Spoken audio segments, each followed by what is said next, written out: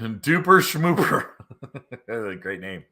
Question: is it true the old 99 Kawasaki Ultra 150s are part of the reason there is a 67 mile per hour gentleman's agreement?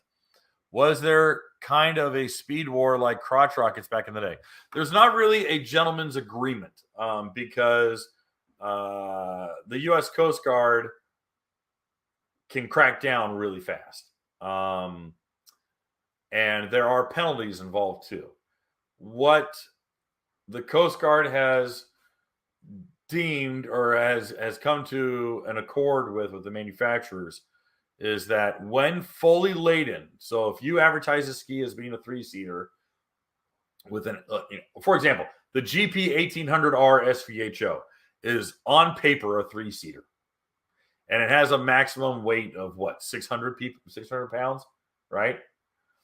So what they do is that they calculate, okay, 3 adults averaging 200 pounds, that's 600 pounds, and a full tank of gas, 18.5 gallons. How fast can a GP 1800 go on flat, optimized conditions? And they say, oh, it only goes 67 miles an hour. Well, we all know no one's going to do that. All right. Equally, the RX-PX. Sea-Doo is the little kid who is like, hey, don't touch the computer. And they're like, I'm not touching it. I'm not touching it. Oh, I touched it. Oh, no, I'm not touching it anymore. All right. They say 67 miles an hour. They go, oh, we go 70. Then we immediately back down to 67. They're like that kid, like, I'm not touching you. I'm not touching you. And they're dancing in the gray area. So what are you going to do? But I cannot say whether the Ultra 150 was to blame for that. The two strokes were getting some speed. I mean, you look at like the GP 1300R, that hull is still one of the fastest hulls on the water to this day. All right. And you look at the STXR, those things were going 70 out of the box. All right. They weren't, but it took very little to make them go that fast. So more often than not, the answer is far less sexy than you want it to be. And the reality is that the government was coming down on watercraft in the late 90s. They'd seen too much bad behavior over the years.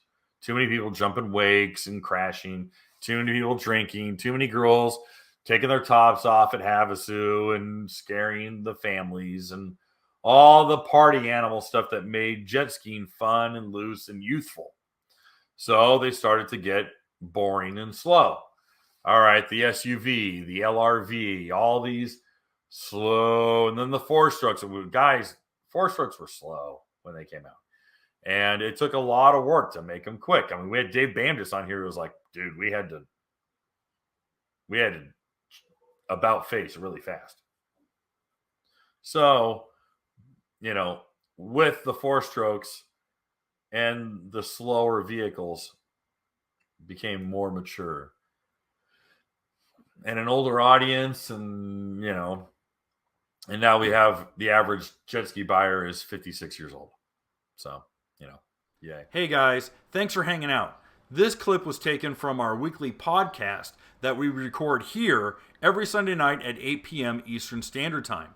If you want to watch the whole video, you can go to the Watercraft Journal's YouTube channel, go to playlists, and then click on live sessions. You're going to see it there.